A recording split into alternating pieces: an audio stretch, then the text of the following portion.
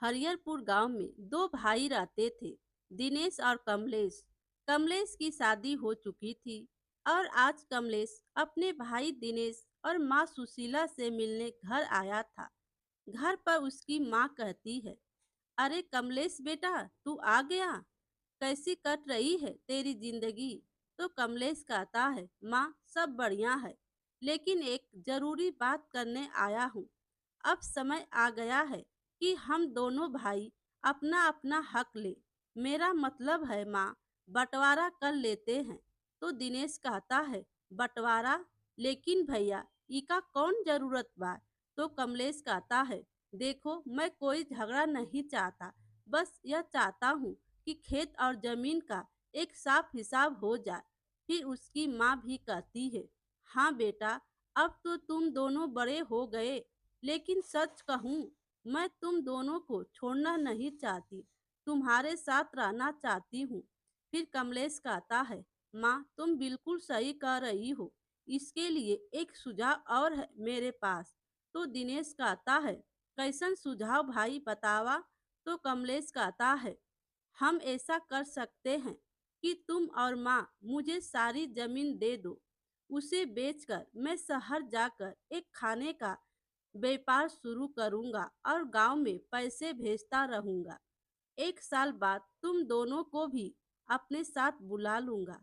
फिर उसकी माँ कहती है, ठीक है बेटा, अगर यही तेरी इच्छा है तो मैं राजी हूँ।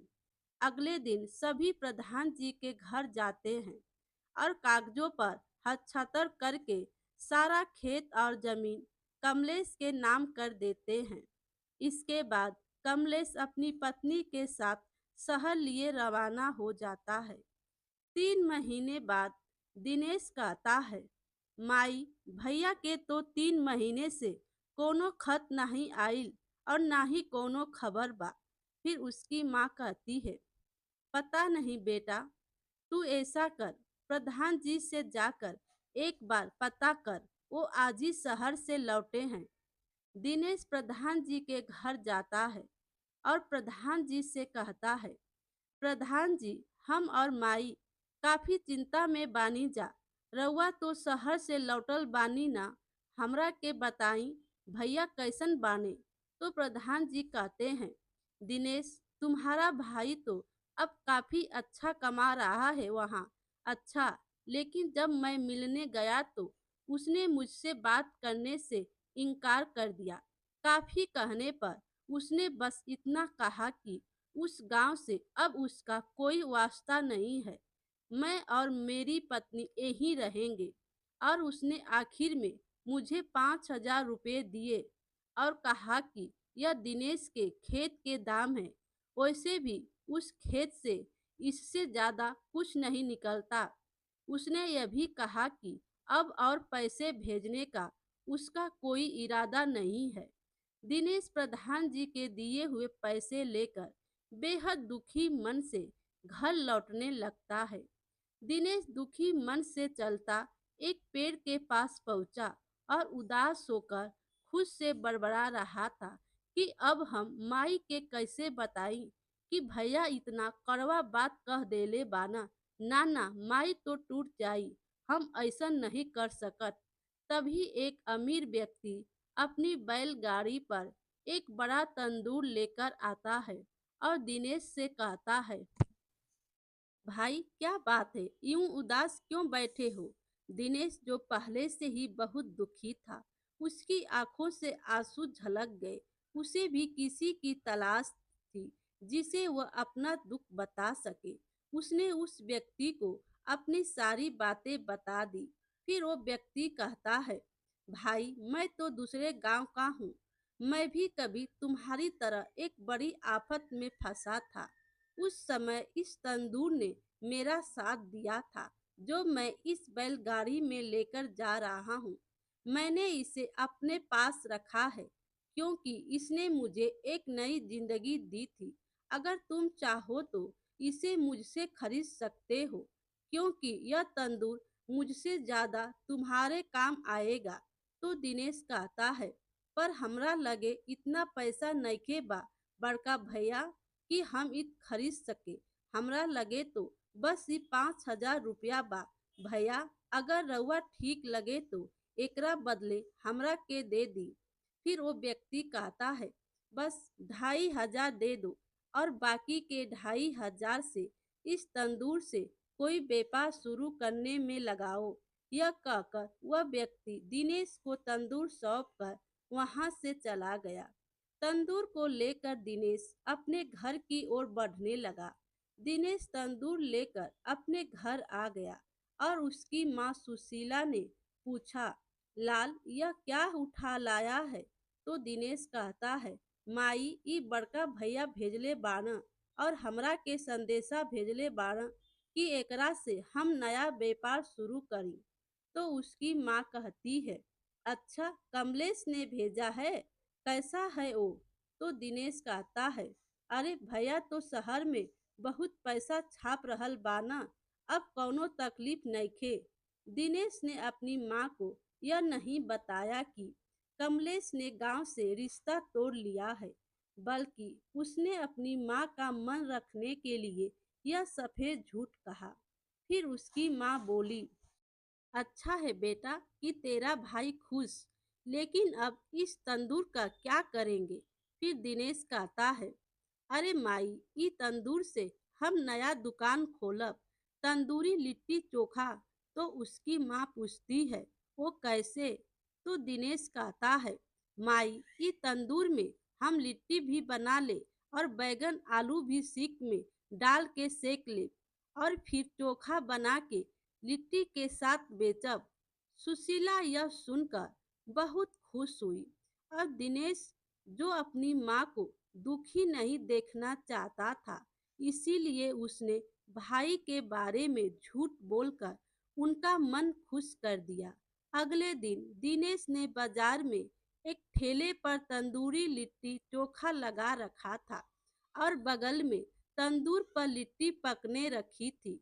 दुकान पर अब तक कोई नहीं आया था, पर तंदूरी लिट्टी की महक बाजार में फैल चुकी थी।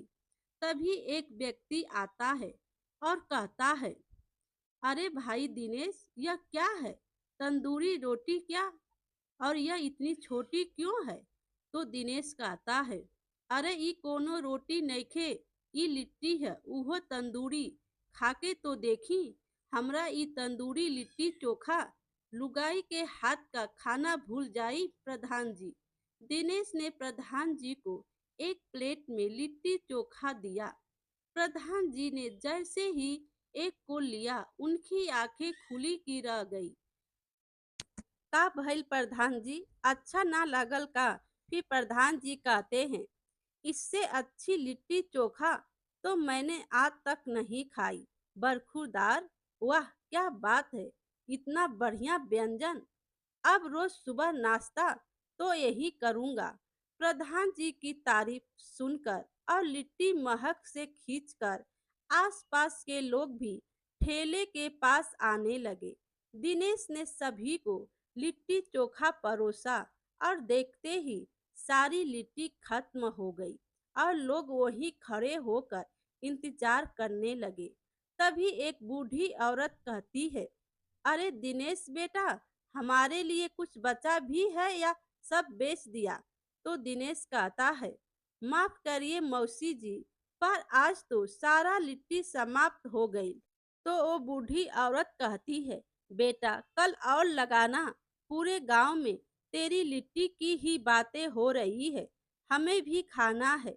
तो दिनेश कहता है, ठीक बा मौसी जी, कल आई तो सही, रउआ लिट्टी जरूर मिल जाई। इसके बाद दिनेश घर आ गया और अपनी माँ को दिखाया कि आज पहले ही दिन उसने 3,000 रुपये कमाए हैं। फिर उसकी माँ बोली, बेटा यह तो तूने 3 घंटे में अच्छे पैसे कमा लिए, कल से और सामग्री भर ले और मैं भी तेरे साथ चलूंगी तेरा हाथ बटाने के लिए, और प्रधान जी से तेरे भाई के बारे में भी पूछ लूंगी। तो दिनेश कहता है, अरे माई, तू काहे है परेशान होत आरू? भैया के बारे में तो हम तोहरा के खबर देत रहब। 3 महीने बीत गए थे और दिनेश का ठेला अब दुकान में बदल गया था। उसका छोटा सा घर अब एक अच्छे से मकान में बदल चुका था। एक दिन दिनेश अपनी माँ से कहता है, माई हम दुकान खातिर निकलत आनी। और हाँ, बड़ा भैया के हाल चाल बढ़िया बा, प्रधान जी खबर देहले रहना।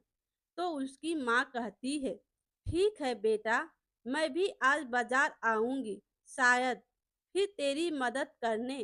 तो दिनेश कहता है, ठीक बा माई, जब तोहरा मन करे आ जइया। दिनेश वहां से निकल गया। उसके जाने के बाद तभी कमलेश उसके घर आ गया। उसका चेहरा लटका हुआ था और वह शर्म से बोला, माँ। तो उसकी माँ बोली, कमलेश बेटा, तू ही है ना? एक वर्ष से ऊपर हो गया, तू घर नहीं आ पाया और यह मुंह क्यों लटका रखा है तूने? तो कमलेश कहता है, कुछ नहीं माँ, बस हाल चाल पूछने आया हूँ। वैसे माँ, यह अपना घर मकान में कैसे बदल गया? तो उसकी माँ कहती है, बेटा यह सब तेरे भेजे हुए तंदूर की ही करामात है। तो कमलेश मन में कहता है, मैंने तो कोई तंदूर नहीं भेजा था। माँ यह क्या कह रही है? फिर से उसकी माँ कहती है, तूने ही भेजा था ना? तो कमलेश फिर झूठ बोलते हुए कहता है, हाँ माँ, मैंने ही कहा था दिनेश से। लेकिन उसकी माँ को पहले से ही सब पता होता तो वो कहती है, अब तो सच कह दे, तूने तो अपने भाई से पहले ही मुंह मोड़ लिया था, पर वह तेरा सच्चा भाई निकला। उसने तेरी हर कमी को छुपाया और अब तुझ में इतनी भी शर्म नहीं बची कि अपनी माँ के सामने सच बोल सके। फिर कमलेश कहता है, माफ करना माँ, मैं वो दिक्कत में फंस गया था। माँ, मुझे और कोई सहारा नहीं मिला तो मैं यहाँ आ गया। तो उसकी माँ गुस्सा से कहती है, जा अब तू यहाँ से, तेरा तो वैसे भी इस गांव और हमसे कोई वास्ता नहीं रहा। दिनेश अपनी दुकान पर था, तभी वहाँ लीला मौसी और प्रधान जी आपस में बात करते हुए आए। तो दिनेश उनसे पूछता है, क्या बात बा प्रधान जी और मौसी रउआ दोनों इतना चिंता में काहे बानी? तो प्रधान जी कहते हैं, बेटा मैं आज सुबह ही शहर से लौटा हूँ। बीच में एक दिन मैं तुम्हारे भाई की दुकान पर भी गया था। तो दिनेश पूछता है, का भाई भैया ठीक तब बाना? तो प्रधान जी कहते हैं, बेटा उसकी पत्नी और उसके घर वालों ने कमलेश का पूरा व्यापार हड़प लिया है। फिर लीला मौसी भी कहती है, मैं भी अभी दूसरे गांव से यह खबर सुनकर आ रही हूँ। फिर दिनेश कहता है, ई रउआ का कहत आनी मौसी? तो मौसी कहती हैं, कमलेश ने सारा व्यापार अपनी बीवी के नाम से खोला था और जैसे ही व्यापार बढ़ा, उसकी पत्नी ने उसे छोड़ दिया और अपने परिवार के साथ मिलकर सब कुछ हड़प कर कमलेश को भगा दिया। फिर दिनेश कहता है, और बड़का भैया वो ठीक तो बाना न? तो प्रधान जी कहते हैं, तुम्हारे भाई ने जो तुम्हारे साथ किया उसके बाद भी तुम उसकी चिंता कर रहे हो? तो दिनेश कहता है, जवन बीत गईल उ बीत गईल प्रधान जी, ऐसे बड़ा दंड और का होई हमरा भैया खातिर। कि प्रधान जी कहते हैं, मुझे नहीं पता कि अब वो कहाँ है। दिनेश दुकान बंद करके घर गया और अपनी माँ को सारी बात बताई। तो उसकी माँ कहती है, बेटा पर मैंने तो कमलेश को यहाँ से जाने के लिए कह दिया था। जा बेटा उसे ले आ। दिनेश तुरंत कमलेश को ढूंढने के लिए भागा। गांव के उसी पेड़ के पास पहुंचा जहां पहले उसे वो अमीर व्यक्ति मिला था। कमलेश वही सिर पकड़े बैठा था। उसे देखकर दिनेश बोला, भैया रउआ हमरा साथे घर चली।